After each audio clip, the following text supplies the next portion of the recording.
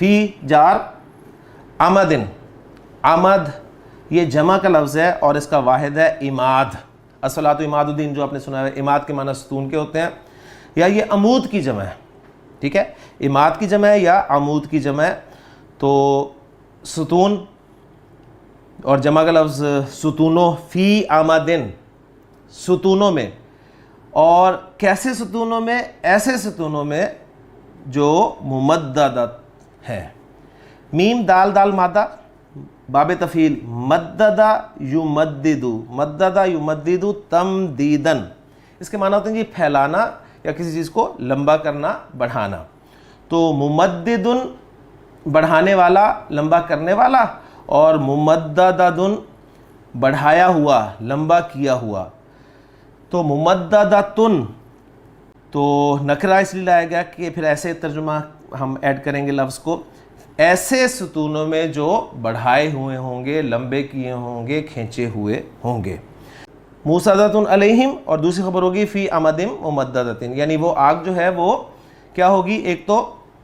ان پر بند کر دی جائے گی، اور دوسری خبر اس کی یہ ہے کہ وہ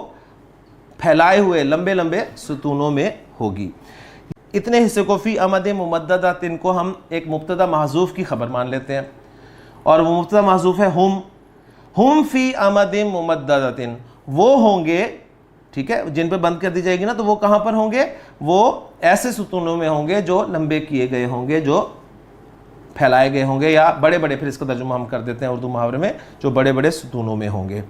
اور تیسری رائے یہ ہے کہ فی امد ممددۃ یہ جار مجرور ہے، ٹھیک ہے، یعنی ان کا حال یہ ہوگا کہ وہ لمبے لمبے ستونوں میں ہوں گے، ان کو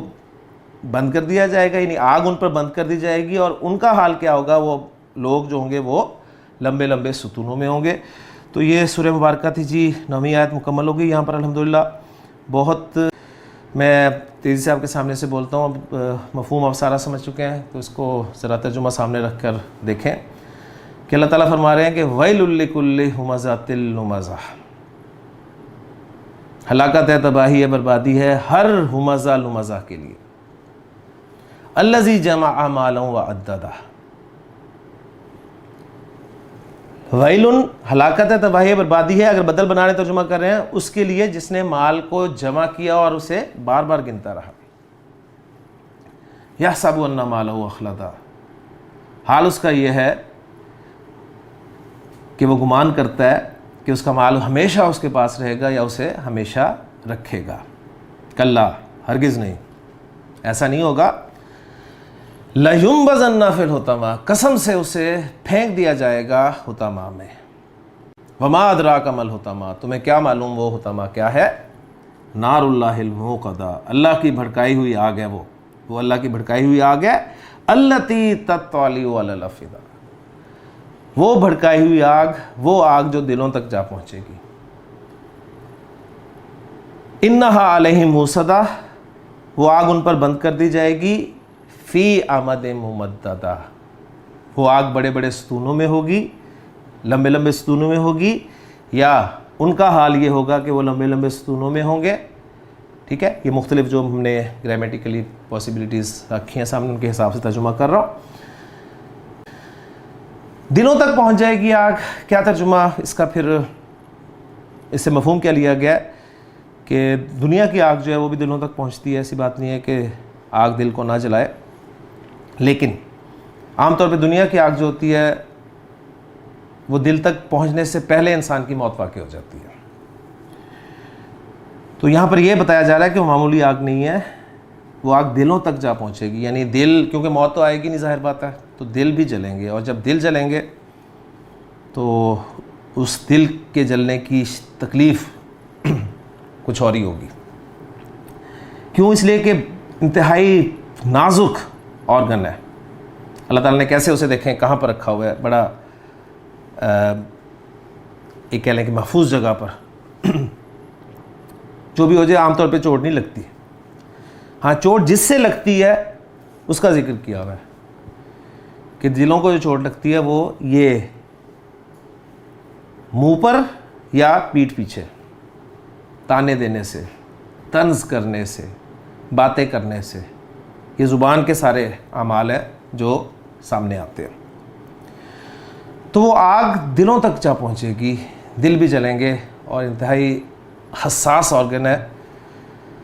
تو اس کے لطیف آرگن ہے, تو اس کے جلنے کی تکلیف اس کو ذکر کرنا مقصود ہے. اور پھر یہ کہ ان تمام برائیوں کا آپ کہہ لیں کہ یہ یہی کی ہے نا, یعنی جو اللہ تعالیٰ نے فرمایا ہے کہ یہ آنکھیں نہیں اندھی ہوتی, دل اندھے ہو جاتے ہیں. اصل میں بیماریاں دل کی ہیں. قرآن مجید کو اللہ تعالیٰ نے فرمایا کہ یا ایھا الناس قد جاءتکم موعظۃ من ربکم وشفاء لما فی الصدور. یہ شفا ہے ان بیماریوں کی جو سینوں میں ہے. جو سینوں میں ہے, کیا ہے سینوں میں؟ دل ہے. دل کی بیماریاں جو ہیں ان کے لیے شفا ہے. اور دل کی بیماریاں یہاں پر کوئی ہارٹ کا بڑھ جانا, نالیوں کا تنگ ہو جانا, یہ نہیں ہے, بلکہ وہ اخلاقی بیماریاں جن کا ذکر یہاں پر ہو رہا ہے. مخاطب ہوا, مخاطب تو ہر شخص ہے قرآن کا. قرآن کا مخاطب ہر شخص ہے, میں, آپ, ہم سب. صحابہ اور ہمارے میں یہی فرق ہے. میں ہمیشہ بیان کرتا ہوں کہ صحابہ جب قرآن مجید کی آیت سنتے تھے تو اپنا جائزہ لیتے تھے, میں کہاں کھڑا ہوں.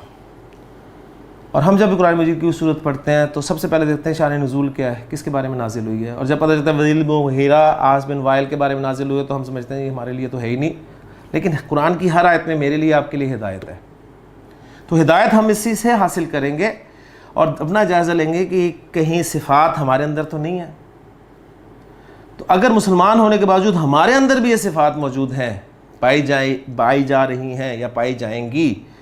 تو ہم بھی بہت بڑے گناہ کا مرتکب اور سخت سزا کے مستحق ہوں گے. یہ میں اپنی بات نہیں کر رہا, میری تو کوئی اوقات ہی نہیں ہے کہ میں قرآن کے حوالے سے اپنی بات کروں. جو کچھ آپ کے سامنے رکھتا ہوں, ہمارے جو بزرگ ہیں قرآن سمجھنے والے, جنہوں نے اپنی زندگیاں قرآن میں لگائی ہیں, ان کی باتیں میں آپ کے ساتھ شیئر کرتا ہوں. تو بہرحال اگر صرف وہی رکھیں گے قرآن کی صورت کو پڑھ کر اپنی سوچ, اپنی فکر, تو قرآن مجید کی صورت آپ کو کچھ نہیں کہے گی. لیکن اگر آپ سوچیں گے کہ اس کا مخاطب میں بھی ہو سکتا ہوں, بلکہ مخاطب تو میں ہوں اس کا, لیکن اس کی وعید کا کہیں مستحق میں تو نہیں بن رہا, پھر اس کی ایک آیت آپ کو جو ہے وہ سبق سنائے گی, سبق دے گی. اللہ تعالیٰ سے دعا ہے کہ قرآن مجید کو صحیح طریقے سے سمجھنے کی اور اس کی ہدایت حاصل کرنے کی اور اس پر عمل کرنے کی توفیق عطا فرمائے. الحمدللہ